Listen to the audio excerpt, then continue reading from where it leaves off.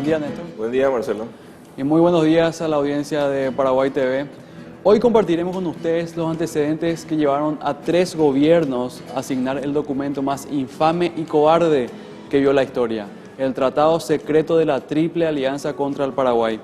A 150 años de la firma de aquella alianza que buscó la destrucción de una nación y el desmembramiento de sus territorios, expondremos los motivos y antecedentes de este hecho que marcó para siempre la historia del Paraguay. Quédate con nosotros para conocer más de la historia del Paraguay como nunca te la contaron.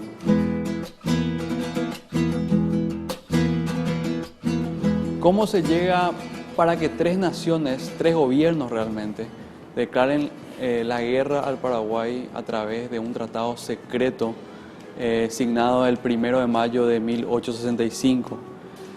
¿Cuáles son los antecedentes para que se llegue a este hecho histórico y de por sí que marcó para siempre la historia del Paraguay? Bueno, para hablar de eso justamente tenemos a 2 profesionales, a 2 profesores y doctores en historia. Estoy hablando del profesor César Cristaldo Domínguez. Muy buen día, profesor, ¿cómo está? Buen día para ustedes y para la audiencia en general.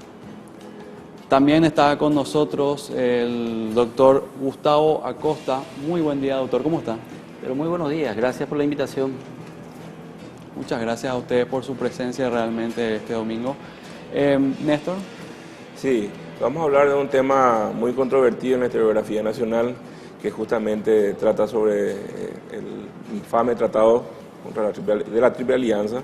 Y en ese sentido, recordemos que los antecedentes más remotos ya lo tenemos en la época colonial y en la herencia que tenían estas 2 potencias que tenían su señorío sobre Sudamérica.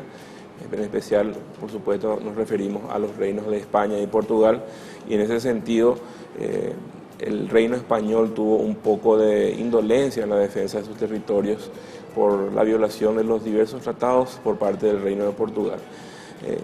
En esa época, doctora Acosta, ¿cómo se trataba el tema del derecho internacional y las posesiones en territorio americano?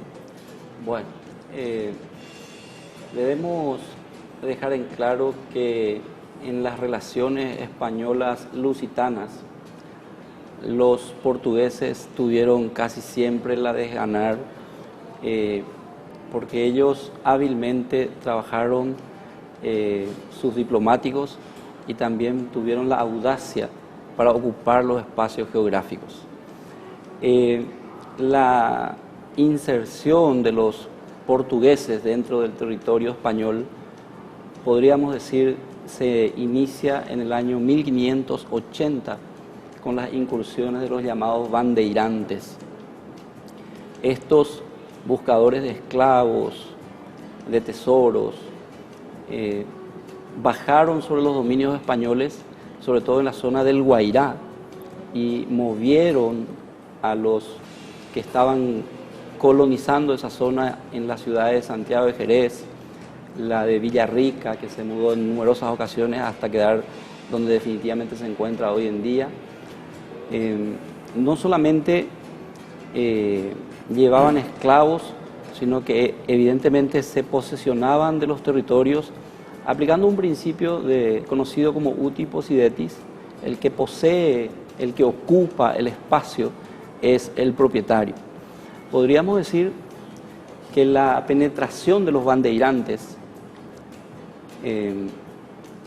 la más audaz penetración bandeirante se da cuando en el año 1680, casi frente a Buenos Aires, fundaron la colonia de Sacramento.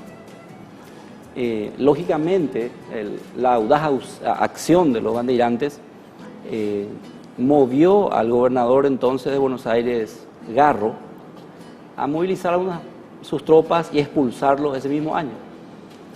La ciudad de Sacramento, o sea, la colonia de Sacramento fue sitiada por Garro y fueron los portugueses expulsados nuevamente. Increíblemente, el rey Carlos II entró en tratativas con los portugueses y no solamente a resultas de esas tratativas Sacramento fue devuelta a los portugueses. El rey Carlos II consintió que se le retorne a Portugal Sacramento, destituyó al gobernador de Buenos Aires y sometió el litigio jurisdiccional que se daba en ese momento, porque Sacramento estaba muy, muy lejos de la demarcación de la línea de Tordesillas. En ese sentido, la decisión del rey Carlos II deja una situación de desprotección. Repito, el gobernador Garro fue destituido del cargo por la acción que había llevado adelante. Sacramento se le devuelve a los portugueses y el caso es sometido a un arbitraje internacional, como era de estilo y de rigor en esa época en situaciones de esta naturaleza, donde el árbitro iba a ser el Papa de ese entonces. El Papa nunca resolvió el problema y someter a litigio la fundación de Sacramento y la ocupación por los portugueses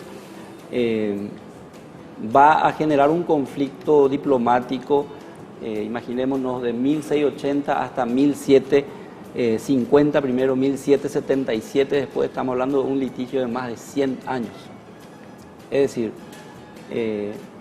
los portugueses, hábilmente en el campo diplomático y audazmente en el terreno de las operaciones, tuvieron siempre ventaja sobre la corona española. Así es. Entonces vemos acá, por ejemplo, en estos primeros casos donde ya había esa intromisión directa territorial de los bandeirantes en territorio que sería de propiedad de la corona española, una suerte de desprotección y mismo interés de parte de la corona española de defender en forma esos territorios. Sí, lamentablemente para la corona española, incluso algunos gobernadores como López Seria se prestaron a las maniobras de los bandeirantes y permitieron que estos realicen una campaña, podríamos decir, de destrucción y desolación en la zona del Guairá, que obligó a los primeros pobladores de esas regiones a bajar mucho más al sur, ¿verdad? Es decir, después de los acuerdos que se llegaron en un primer momento sobre Sacramento, pasaron 100 años y en 1750 se firmó el Tratado de Permuta entre el rey Fernando VI y su esposa, una Braganza, extrañamente su esposa era una portuguesa. En el Tratado de Permuta, lo que se permuta, lo que se cambia, en ese sentido es que los portugueses consintieron en retornar Sacramento a España, pero a cambio se quedaban con los pueblos jesuíticos de la margen izquierda del río Uruguay. Los jesuitas se encontraron en ese momento en la dramática situación de tener que decidir qué hacer con su ganado, qué hacer con sus cultivos, qué hacer con sus pueblos, quedarse sometidos bajo la soberanía lusitana o trasladarse. Aquí ocurre algo interesante en el sentido de que algunos jesuitas, junto con los indios, decidieron resistir. En ese momento las comunidades indígenas ya habían obtenido permiso de portar armas para defenderse de las incursiones de los bandeirantes, que entre paréntesis reciben el nombre de bandeirantes porque usaban grandes banderas en sus marchas. Los indios junto con los jesuitas, un grupo, resisten y se produce la llamada guerra guaranítica, donde otra vez la corona española, para hacer cumplir el acuerdo al que había llegado con los portugueses, no tuvo ninguna dificultad para que sus soldados repriman o enfrenten militarmente a estos indígenas y jesuitas que en el fondo no hacían más que defender los derechos que la propia corona española estaba cediendo. Así es. La guerra guaranítica duró varios años y en 1756, como era lógico de esperarse, ¿verdad?, un ejército de indios sin liderazgo militar, sin los preparativos, sucumbieron y la cuestión quedó en esas circunstancias. Sí, y en este contexto histórico, como lo estaba bien explicando el doctor Acosta, esos problemas entre la corona española y portuguesa posteriormente se trasladan a sus herederos, que serían los gobiernos de Paraguay, Brasil, Uruguay, Argentina. ¿Eso es correcto, doctor Cristaldo? Así mismo es. Es lo que se llamaría la herencia diplomática Y pasó mucho tiempo porque durante la dictadura del doctor Francia hubo 2 intentos de acercamiento con el gobierno brasileño, con las misiones de Correa da Cámara, que no prosperaron. Y recién 1844, con el reconocimiento de nuestra independencia, y algo fundamental que tuvo incidencia en la guerra de la Triple Alianza, es el Tratado de 1850. Porque ese tratado comprometía al Paraguay a defender, juntamente con el Brasil, una posible amenaza a la integridad territorial e independencia del Uruguay. Y más tarde hubieron pequeños roces por cuestiones de límites, precisamente por aquellos tratados no definidos como Permuta, San Ildefonso. Y a pesar de que en Badajoz en 1801 se pusieron a foja cero, esto nunca se solucionó porque los comisarios de la parte portuguesa nunca aparecieron. De la parte española es bien sabido que Félix de Azara estuvo mucho tiempo esperando la venida de la contraparte portuguesa, también el capitán Juan Francisco Aguirre, y quedó esto para las nuevas naciones independientes. Y hay 2 crisis pocas veces mencionada, como la de 1850, la de Pan de Azúcar, y la de 1855, la de Salinas. Son 2 veces en que el Imperio del Brasil edificó fortificaciones en territorios considerados paraguayos y que fueron desalojados por la fuerza por orden de don Carlos Antonio López. Esto crispó los ánimos de aquel tiempo. Y en 1855 se firmó un acuerdo, un tratado entre el almirante Ferreira de Oliveira y el ministro paraguayo designado, el general Francisco Solano López, cuyas consideraciones eran bastante honorables. Pero lamentablemente el emperador del Brasil en aquel tiempo no aceptó estas disposiciones debido a que consideraba tentatorio a la hipótesis brasileña de poseer hasta el río Apa sus territorios. Paraguay, por supuesto, tenía la tesis de que el río Blanco era nuestro límite con el imperio. Excelente. Y en ese sentido, como explicaron ambos académicos que tenemos como invitados, los problemas de la corona española y de la corona portuguesa se transmitieron a sus herederos, que en este caso ya serían las repúblicas mencionadas anteriormente, que desembocaría luego en el conflicto armado del Plata llamado Guerra contra la Triple Alianza.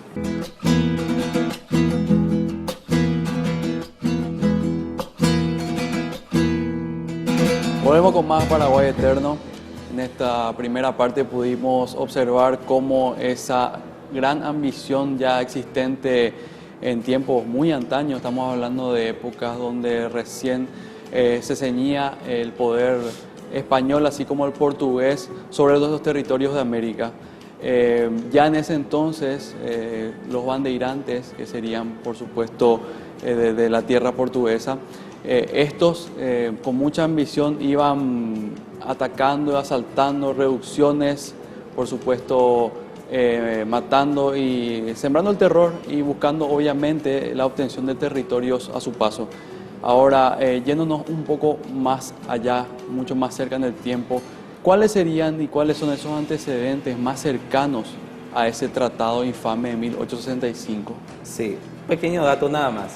Importante saber que el héroe paulista es Antonio Raposo Tavares y está en su escultura está en la avenida principal paulista, ¿verdad?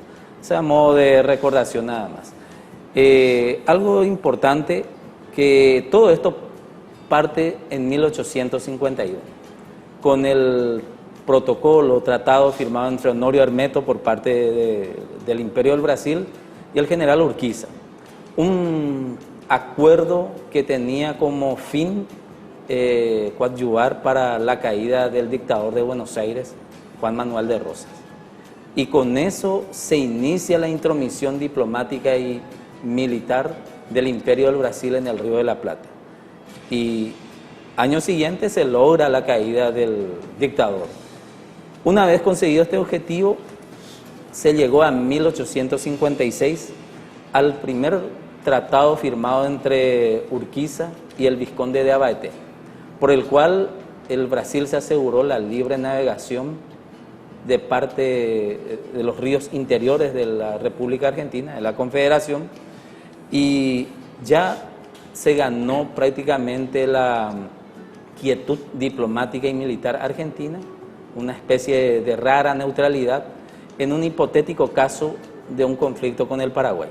Teniendo en cuenta que en el 54 fue despedido violentamente, se le entregó su pasaporte a Pereira Leal de Asunción por un problema que tuvo con el presidente Carlos Antonio López.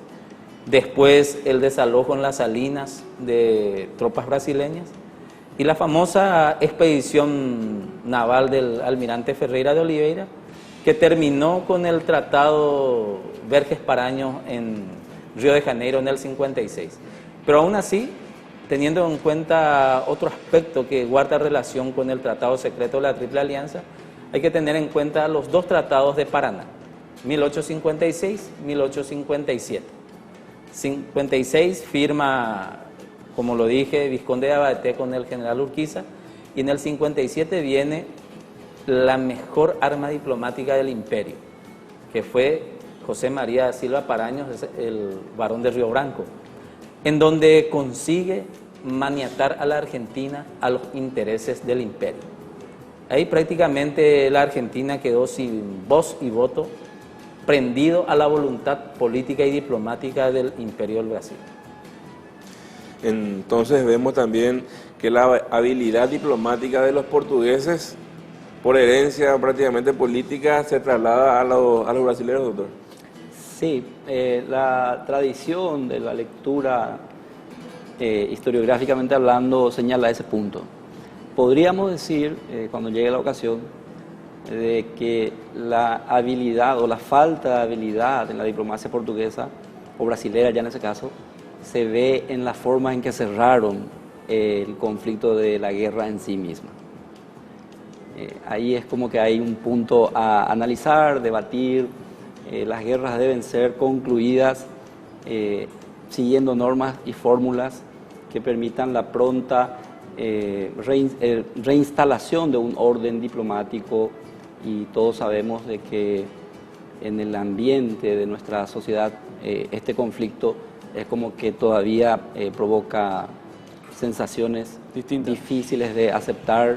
Entonces es como que ahí hay una falta de visión en los protagonistas en su momento, ¿no? Respecto a lo que acaba de comentarnos el doctor Cristaldo, es correcto que el tratado Hermeto-Urquiza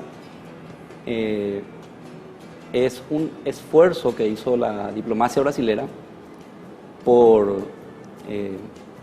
unir a diferentes actores, Entre Ríos, Paraná, Paraguay, en un proyecto para derrocar a Rosas. Urquiza siempre fue el lugarteniente de Rosas, pero en ese momento había cambiado de bando, y don Carlos Antonio López obviamente va a estar muy interesado, pero no participa activamente en el derrocamiento de Rosas. El derrocamiento de Rosas se va a dar al año siguiente, en el 52. Consecuencia del tratado, entonces, Hermeto Urquiza, más tarde, Urquiza termina reconociendo la independencia del Paraguay, en el 52. También es interesante entender que el tratado de Paraná, que menciona también el profesor, desde el lado paraguayo tiene su contraparte, en el sentido de que se le asegura al Brasil libre navegación de los ríos, ¿sí? Sí. El Brasil tenía la intención de desarrollar dos áreas de su territorio. Por un lado, Mato Grosso, que para llegar a esa zona debía necesariamente transitar por el río Paraguay, era una ruta estratégica, y por el otro lado, Río Grande, que lo conectaba con el Brasil. Son dos cuestiones que hay que geopolíticamente ubicarnos bien, ¿verdad?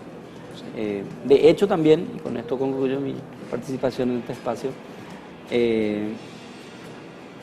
hay que tener muy en cuenta de que tras el derrumbe del Imperio Español todas estas problemáticas eran propias de los estados en formación. Ciertamente. Néstor. Sí, estamos a punto de llegar ya a 1865, estamos todavía un poco en las postrimerías.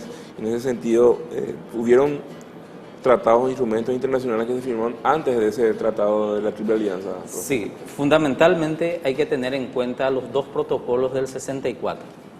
Y algo fundamental que desde la historiografía paraguaya es importante reivindicar. Muchos paraguayos no conocen el hecho de Puntas del Rosario. 18 de junio de 1864 fue un día clave para el surgimiento de la Triple Alianza. En Puntas del Rosario, un lugar recóndito del Uruguay, se pusieron las bases de la Triple Alianza. Ahí se establecieron las bases formales y de hecho. Probablemente se firmó un documento preliminar, tal como lo afirma José Antonio Saraiva, consejero de Su Majestad Imperial.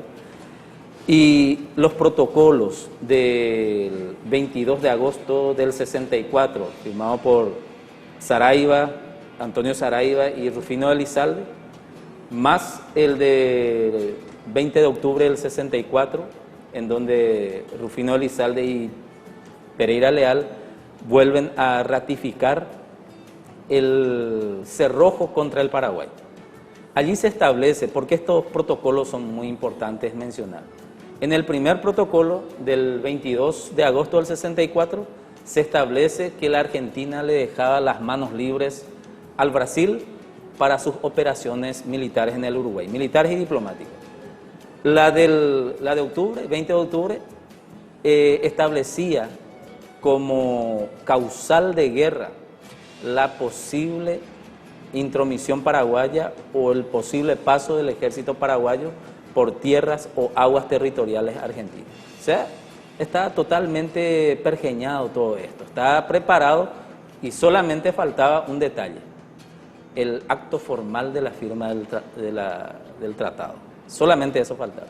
Ya estaba totalmente hecho y el Paraguay no estaba en estado de guerra, aún no estaba en estado de guerra. Cuando se firma el protocolo Saraiva-Elizalde en agosto, todavía el ultimátum paraguayo del 30 de agosto no había salido. Y cuando se firmó el protocolo Elizalde-Pereira Leal en octubre, ya las fuerzas brasileñas estaban por invadir el Uruguay. Ya estaba por incendiarse la mecha de la guerra. Entonces, y el Paraguay seguía con su diplomacia ingenua. La diplomacia ingenua paraguaya, la acción ingenua, porque José Vergés, nuestro canciller, desde aproximadamente septiembre del 63, en muchas notas, en innumerables notas, pedía explicaciones a su par argentino, el doctor Rufino de Elizalde. Y ellos siempre negaban que se estaban entrometiendo en la cuestión uruguaya. Sin embargo, la invasión de Venancio Flores a territorio uruguayo, iniciada en abril de 1863, se hizo a bordo de un buque de guerra argentino, el Caguazú, y con eso es imposible entender el tipo de neutralidad que el gobierno argentino preconizaba.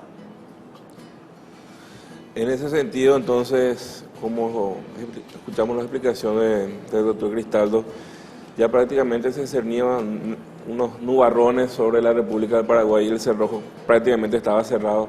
Solamente faltaba una chispa que encienda ese conflicto que justamente llegó con la crisis uruguaya. Doctor Acosta, ¿en qué consistió precisamente la crisis uruguaya? Sí, hay que entender que Urquiza había derrotado a Mitre en una batalla en 1859. Mitre llegó a un acuerdo donde técnicamente cede para ganar tiempo. 2 años después, en el 61, tiene su revancha y esta vez Urquiza fue derrotado.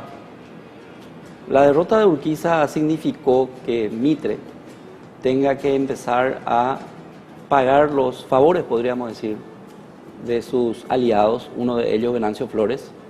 Hay que tener en cuenta que en ese momento el gobierno uruguayo estaba en poder de los blancos, el partido blanco, Flores era del partido colorado.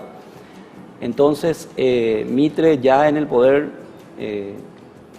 va a dar todas las condiciones para que Flores pueda iniciar su guerra contra los blancos a fin de destituirlos. De hecho, el escenario es muy complejo por los diferentes actores, los diversos escenarios. Mitre va a negar, como afirmaba el doctor recién, cualquier injerencia en su apoyo a Flores y la invasión al Uruguay. Eso ocurre en el 63.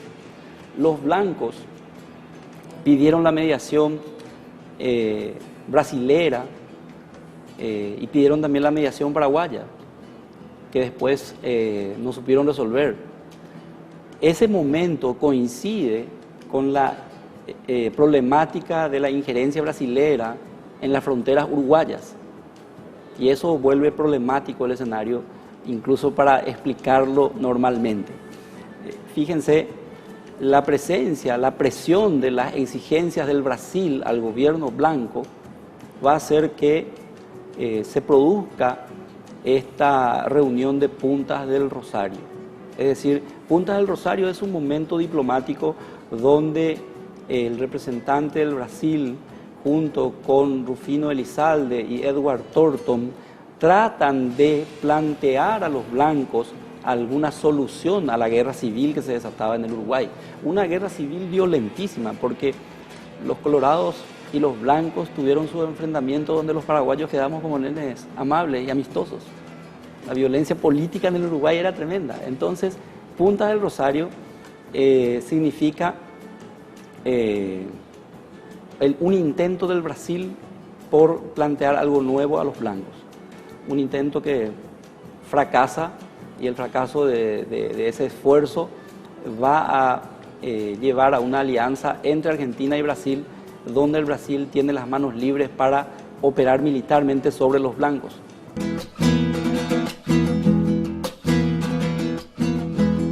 Volvemos con más Paraguay Eterno. Notamos cómo rápidamente se fueron las bases sentando, ¿verdad?, en Punta del Rosario para el tratado secreto posteriormente. Además, cómo los hechos se iban precipitando y, por supuesto, la situación regional en Uruguay con la intromisión brasilera y posteriormente la Argentina también, se crea el caldo de cultivo para que explote posteriormente los hechos que también se traducen en una alianza contra el Paraguay. Ahora, yéndonos directamente ya a un análisis sobre ese documento, quizás el documento más infame y cobarde que existe en nuestra historia, quiero preguntarle al doctor Acosta, ¿cómo se divide este documento como un documento o instrumento jurídico? Sí. ¿Cómo está compuesto? Bueno, podríamos decir que su nombre es de Tratado Secreto de la Triple Alianza contra el Paraguay. Se firmó el 1 de mayo de 1865 en Buenos Aires. Los firmantes fueron Octaviano de Almeida Rosas por el Brasil, Rufino de Elizalde por la Argentina y el por entonces joven diplomático uruguayo Carlos Castro. Este tratado consta de 19 artículos, posee un preámbulo y por supuesto al final tiene un protocolo con 4 artículos más. De lo que hemos estado conversando, podríamos afirmar que existen como 2 vías para aproximarnos a ella, a su concreción. Una sería la de que al firmarse en mayo, se firma posterior a la toma del Marqués de Olinda y a la presencia del Paraguay en el Mato Grosso, y por supuesto también posterior a la presencia de tropas paraguayas en Corrientes. Entonces hay una línea interpretativa que tiende a señalar que el tratado es un poco la respuesta a esta acción. Sin embargo, por la otra vía, que es la que estamos conversando, ella es el corolario de circunstancias muy anteriores que vienen desde el acuerdo de Puntas del Rosario, entonces, donde al dejar la Argentina manos libres al Brasil para operar militarmente en territorio uruguayo, obviamente implicaba el ultimátum de Saraiva al Uruguay, la negativa uruguaya al ultimátum, el pedido de auxilio al Paraguay, la reacción paraguaya del 30 de agosto, se desencadena el conflicto que finalmente termina con la guerra. Este es un tratado que se puede decir también conlleva ideas, es un producto que encierra ideas hegemónicas en la región. Una buena frase es la que se planteó en el periódico La América de Guido Spano, que hablaba de que el tratado era secreto, ¿sí? La sesión en la que la Argentina unánimemente aprobó el tratado, que fue maratónica porque el tratado fue ratificado en 20 días, aprobado maratónicamente en una sesión unánime por el Congreso argentino. Dice La América, el tratado es secreto, la sesión es secreta, pero la vergüenza es pública. También había dicho Joaquín Nabuco, un importante historiador brasilero, que jamás en la historia de las relaciones diplomáticas se había cerrado un tratado de esta naturaleza en un tiempo tan breve. Es un tratado que contempla una alianza, como hemos dicho, político-militar entre Brasil y Argentina y agregado Uruguay cuando la situación interna les fue favorable en el sentido de que el Partido Blanco fue derrocado y el poder quedó en manos de Flores. Perfecto. Doctor Cristaldo, ¿cuántas cláusulas tiene este tratado secreto? Y según tiene 4 adicionales en el protocolo. Y según mencionó el doctor Acosta, son 19. Algunos dicen 18. Pero lo interesante de estos puntos, de estas cláusulas, los artículos, es que hay una contradicción enorme. En una primera parte, en los artículos 8 y 9 principalmente, en donde se establece la salvaguarda de los intereses territoriales del Paraguay, que la soberanía paraguaya iba a ser respetada, pero sin embargo, en el artículo 16, para que no haya discusiones posteriores, ya se adueñaron de los ricos territorios en disputa del Mato Grosso del Sur, y en ese sentido, un politólogo brasileño contemporáneo, Luis Alberto Moniz Bandeira, profesor de la Universidad de San Paulo, en su libro Formación de los Estados del Plata, Proceso de Formación de los Estados del Plata, afirma que lo que no se pudo lograr a través de la diplomacia, se logró a través de las armas. Y el Brasil se hizo de los territorios más ricos en yerbales. Otro punto que vamos a ver, inclusive doctores especialistas en la posguerra, el tratado establecía de que nadie podía firmar por separado el acuerdo con el Paraguay. Y esto impidió que en Yateiticorá, el 12 de septiembre de 1866, se pudiera arribar a una paz honrosa, tal como propuso el mariscal López. En 1867 hay un intento muy pocas veces mencionado a cargo del encargado de negocios británico en Buenos Aires, George Frederick Gould. Este planteó al mariscal López la posibilidad de salir del Paraguay. Y el mariscal López aceptó con 2 condiciones salir del Paraguay. 1, nominar a su reemplazante, y 2, que no tenga un tiempo determinado su exilio, que cuando él lo considere oportuno lo pueda retornar. Esto de plano fue rechazado, ¿verdad?, por el emperador del Brasil, al igual que el intento en Yateiticorá. Pero el tratado secreto prácticamente se destartala el 9 de enero de 1872, cuando por un golpe de mano la diplomacia brasileña dispone que su representante, el barón de Cotegipe, firme con el canciller paraguayo don Carlos Loizaga el Tratado de Paz y Límite, adelantándose a posibles hechos de cambios en la política interna paraguaya de la posguerra.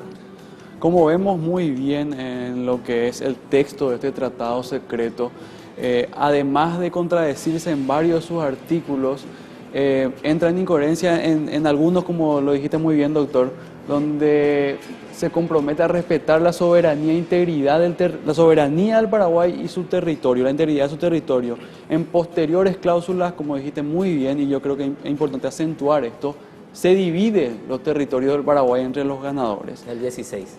Así es. Además, también en otros artículos se lo condena al Paraguay a pagar las costas de la guerra y todo tipo de indemnización a los ejércitos aliados.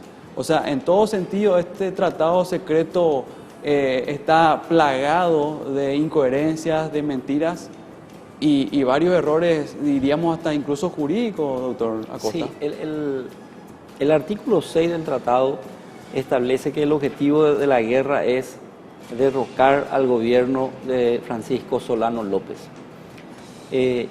Invito a la teleaudiencia que con más tiempo en sus casas, hoy que tenemos acceso a internet, traten de conseguir una copia de la postura que el canciller peruano Toribio Pacheco, en nombre también de los gobiernos de Ecuador, de Bolivia,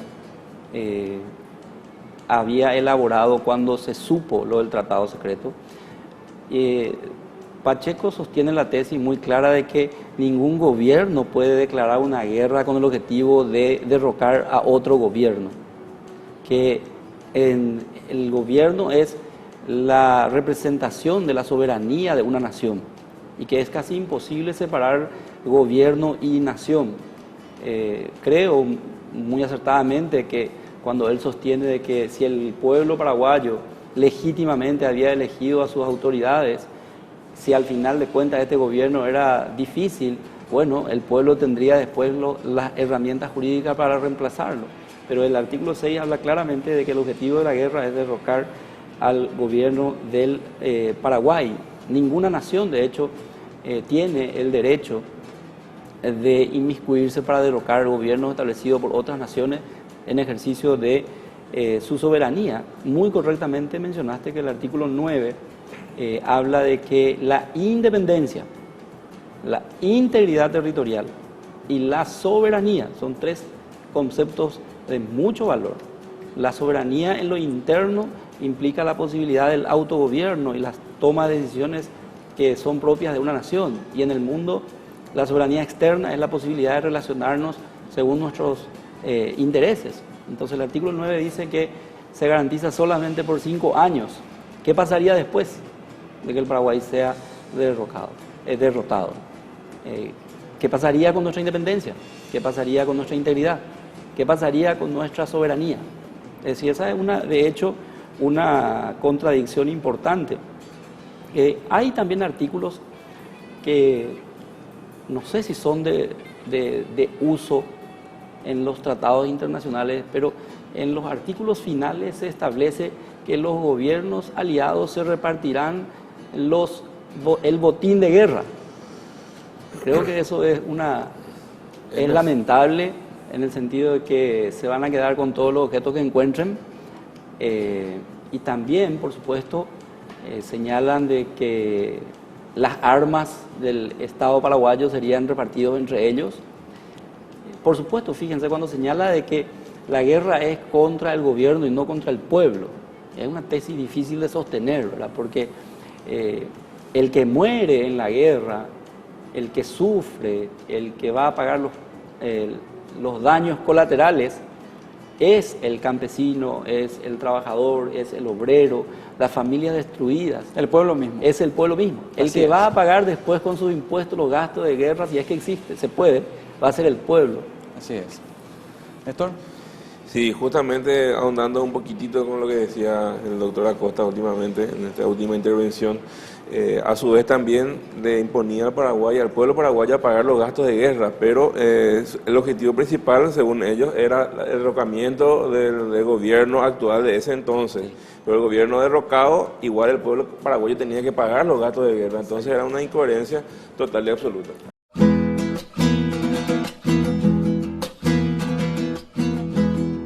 Volvemos con más Paraguay Eterno.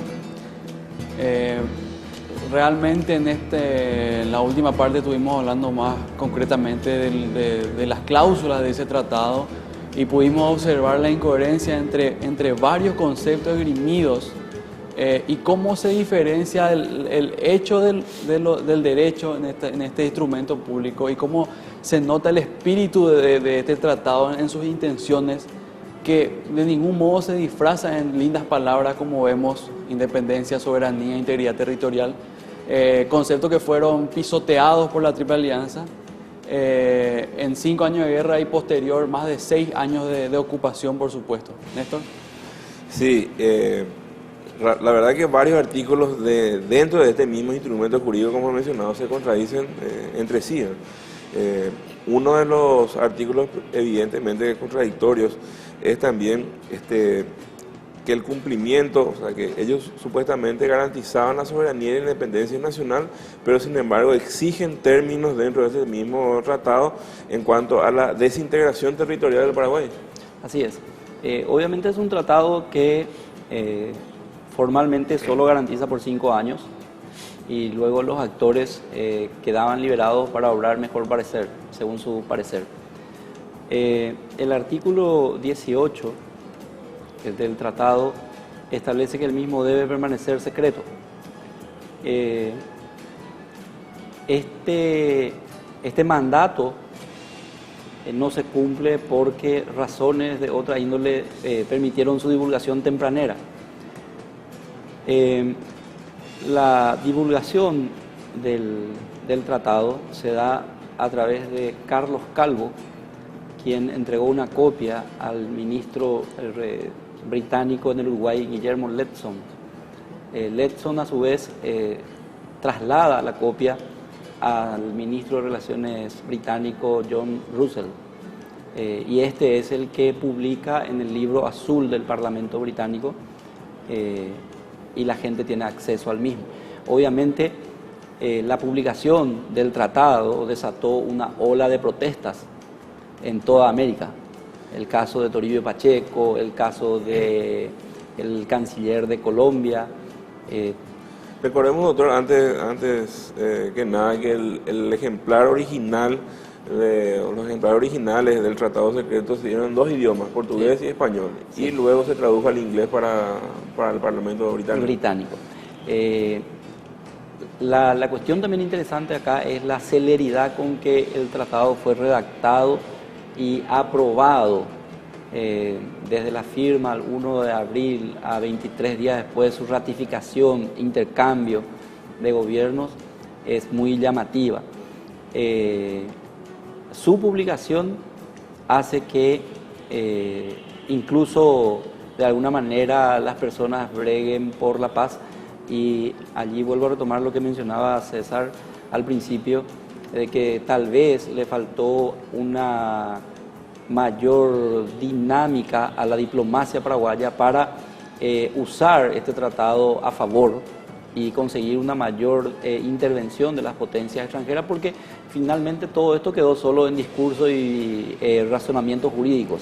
Pero recordemos que en aquella época el Paraguay ya estaba totalmente bloqueado marítimamente, ¿no? Sí, claro que sí. La situación mediterránea del Paraguay hizo que al estallar la guerra, por eso que desde el punto de vista militar, la batalla de Riachuelo juega un papel estratégico, porque ahí se clausura cualquier posibilidad de salida. El tratado de la Triple Alianza, incluso, y aquí es interesante, contempla que ciudadanos paraguayos podían armarse contra el gobierno que se tenía que destituir. Que se refiere a la Legión. Se refiere a la Legión. La Legión es el brazo armado de la asociación civil que se había instalado en Argentina ya en tiempo de don Carlos Antonio López, ¿verdad?, de los opositores. muchos de los protagonistas de la inmediata posguerra fueron miembros de la Legión, ¿verdad? Habría que decir que también la publicación del tratado impacta en muchos de ellos que se retiran de la Legión, otros permanecen, y hay una cuestión que a mí me parece interesante. Cuando la nación, la colectividad, la comunidad nuestra tiene noticias, informes de la existencia de un tratado de esa naturaleza, recrudece la resistencia para defender lo nuestro, nuestra comunidad de conciencia que nos ha llevado 300 años prácticamente consolidarlo, ¿verdad?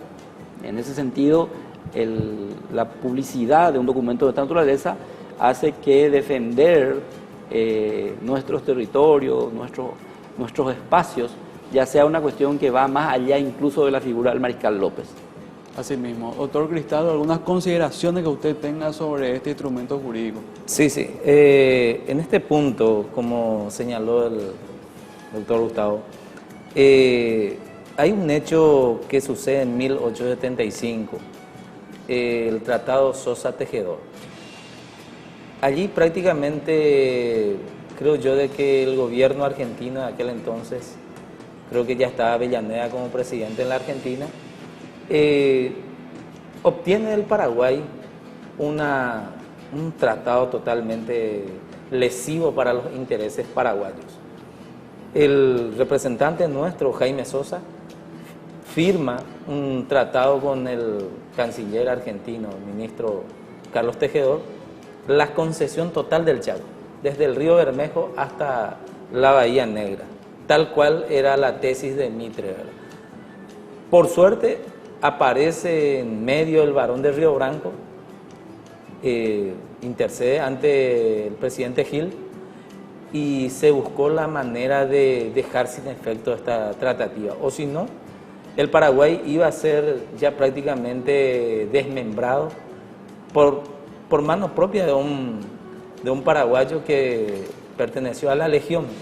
Muchas veces, cuando se lee y se vuelve a leer la historiografía, ¿qué se le podía decir a Jaime Sosa?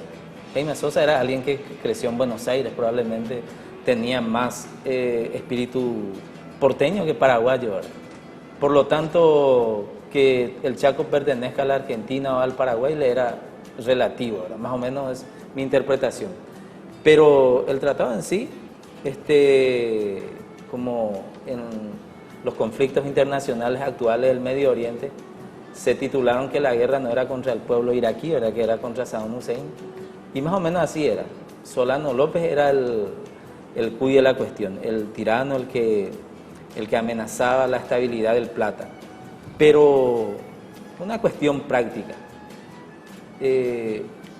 teniendo casi 27.000 hombres en operaciones sobre la Mambay, ¿cuál fue la dificultad de capturar a un hombre con casi 400 hombres de custodia? ¿Por qué no lo capturaron y lo enjuiciaron? ¿Por qué tuvieron que llegar al asesinato, al homicidio, ¿verdad? Y otro punto, que yo sepa, nadie firmó un acta de rendición.